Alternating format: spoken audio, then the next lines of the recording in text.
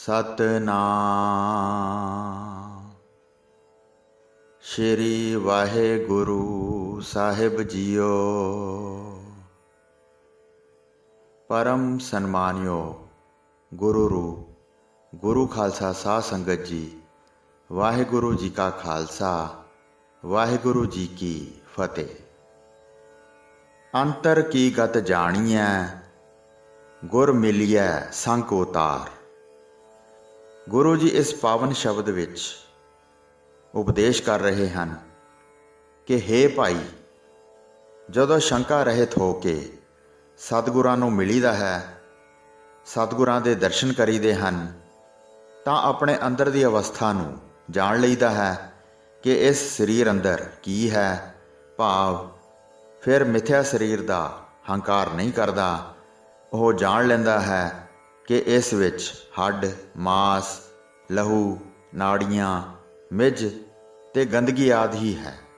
अथवा ਉਹ परमात्मा साडे मन की हालत नूं जाणदा है। भाव वह अंतरजामी है।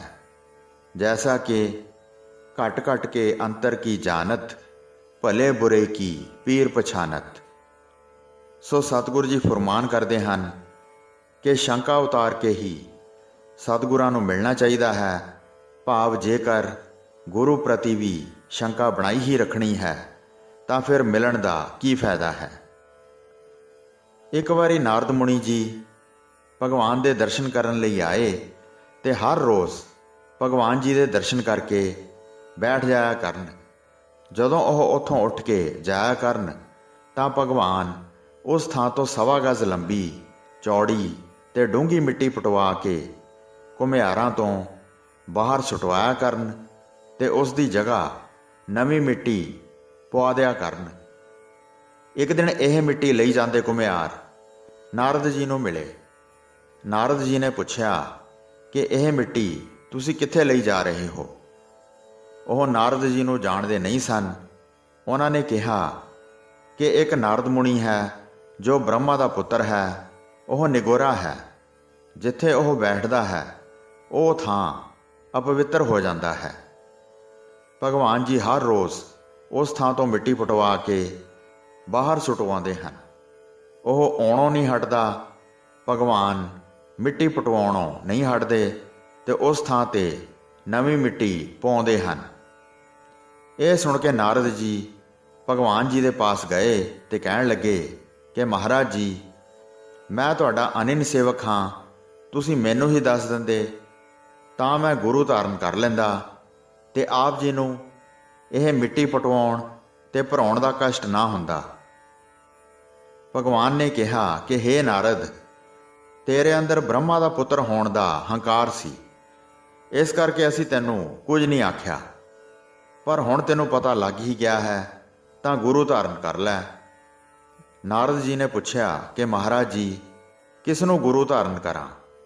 तां भगवान जी ने कहा कि जो भी सुते सिद्ध तैनूं रस्ते विच पहला मिल जाए उसनूं गुरु धारण कर लेना। शंका नहीं करना ते शरधा रखनी है। इधरों नारद गया ते उधरों भगवान ने वशिष्ठ मुनि नूं प्रेरिया ते वह फंदक बन के नारद जी दे सामने आ गया। मोढे उत्ते जाल रखिया सी ते कुछ कु मच्छियां फड़ियां होईयां सन। नारद जी ने भगवान का वचन मन के इस फंदक नूं अपना गुरु मान लिया ते चरनां उत्ते मत्था टेक दिता। जद ज्ञान की दात मंगी तां फंदक बने वशिष्ठ मुनि जी मच्छियां कढ़ के कहण लगे कि यह सब तो सोहनी है, यह सब तो कीमती है, इस दे रंग का मुल है आदि गल्लां करन लगे। उस समय नारद जी के मन विच शंका पैदा हो गया कि गुरु तो धार लिया है पर चंगा नहीं मिलिया। गुरु जो माछी फंदक है ते मच्छियां दियां ही गल्लां जाणदा है। नारद जी ने भगवान कोल आके भी इहो कह दिता कि मैनू चंगा नहीं बल्कि माछी गुरु मिलिया है। भगवान जी ने कहा कि नारद, तैनू हुण 84 लाख जुनियां च जाना पवेगा, क्योंकि तू गुरु प्रति अपमानजनक शब्द कहे हैं ते गुरु की निंदा की है।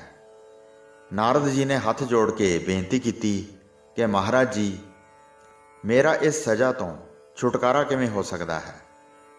ਤਾਂ ਭਗਵਾਨ ਜੀ ਨੇ ਕਿਹਾ ਕਿ ਇਹ ਤਾਂ ਤੇਰਾ ਗੁਰੂ ਹੀ ਦੱਸ ਸਕਦਾ ਹੈ, ਜਾ ਕੇ ਪੁੱਛਾ। ਨਾਰਦ ਮੁਨੀ ਜੀ ਫਿਰ ਬੰਧਕ ਬਣੇ ਗੁਰੂ ਵਸ਼ਿਸ਼ਟ ਜੀ ਕੋਲ ਗਏ ਤੇ ਦੰਡ ਤੋਂ ਬਚਣ ਦਾ ਉਪਾਅ ਸ਼ਰਧਾ ਧਾਰ ਕੇ ਪੁੱਛਿਆ। ਤਾਂ ਗੁਰੂ ਨੇ ਸਮਝਾਇਆ ਕਿ ਹੇ ਨਾਰਦ, ਤੂੰ ਭਗਵਾਨ ਨੂੰ ਕਹੀਂ ਕਿ ਮਹਾਰਾਜ ਜੀ ਜੋ ਮੈਂ 84 ਲੱਖ ਜੁਨੀਆਂ ਭੋਗਣੀਆਂ ਹਨ, ਕਿਰਪਾ ਕਰਕੇ ਉਹਨਾਂ ਦਾ ਨਕਸ਼ਾ ਬਣਾ ਕੇ ਦਿਖਾ ਦਿਓ। ਜਦੋਂ ਭਗਵਾਨ ਜੀ ਧਰਤੀ ਉੱਤੇ ਨਕਸ਼ਾ ਬਣਾ ਦੇਣ ਤਾਂ ਤੂੰ ਉਸ ਉੱਤੇ ਲੇਟਣ ਲੱਗ ਜਾਈਂ।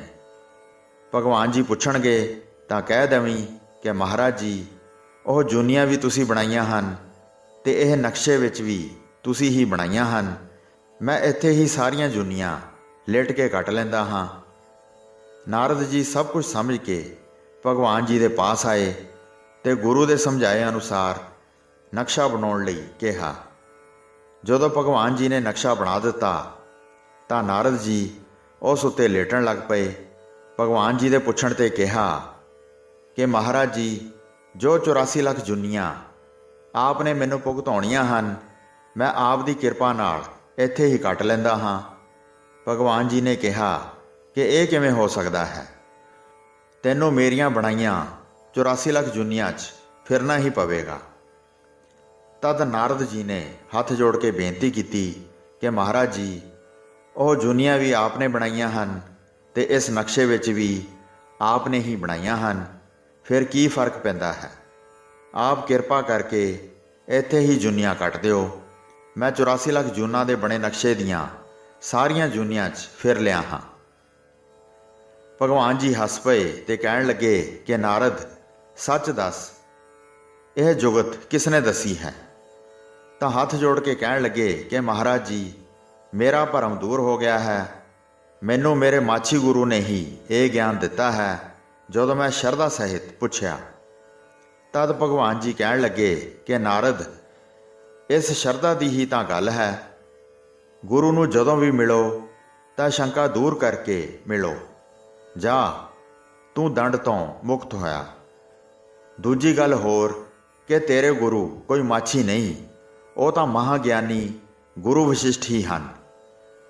ਭਗਵਾਨ ਜੀ ਦੀ ਇਹ ਗੱਲ ਸੁਣ ਕੇ ਨਾਰਦ ਜੀ ਨੂੰ ਆਪਣੇ ਗੁਰੂ ਤੇ ਪੂਰਨ ਨਿਸ਼ਚਾ ਹੋ ਗਿਆ।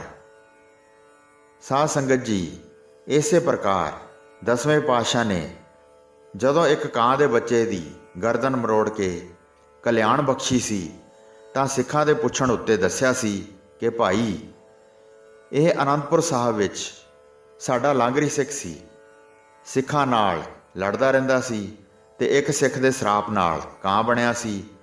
ਸਮਾਂ ਆਉਣ 'ਤੇ ਅੱਜ ਇਸ ਨੂੰ ਕਲਿਆਣ ਪ੍ਰਾਪਤ ਹੋਈ ਹੈ। ਇਸ ਤਰ੍ਹਾਂ ਅਨੇਕਾਂ ਹੋਰ ਪ੍ਰਸੰਗ ਹਨ। ਸਭ ਦਾ ਭਾਵ ਇਹੋ ਹੈ ਕਿ ਸਿੱਖ ਜਦੋਂ ਵੀ ਗੁਰੂ ਨੂੰ ਮਿਲੇ ਤਾਂ ਸ਼ੰਕਾ ਦੂਰ ਰੱਖ ਕੇ ਅਤੇ ਸ਼ਰਧਾ ਧਾਰ ਕੇ ਹੀ ਮਿਲੇ। ਇਸ ਵਿੱਚ ਹੀ ਸਿੱਖ ਦੀ ਕਲਿਆਣ ਹੈ। ਹੋਈਆਂ ਭੁੱਲਾਂ ਚੁੱਕਾਂ ਦੀ ਖਿਮਾ ਬਖਸ਼ਣੀ ਜੀ।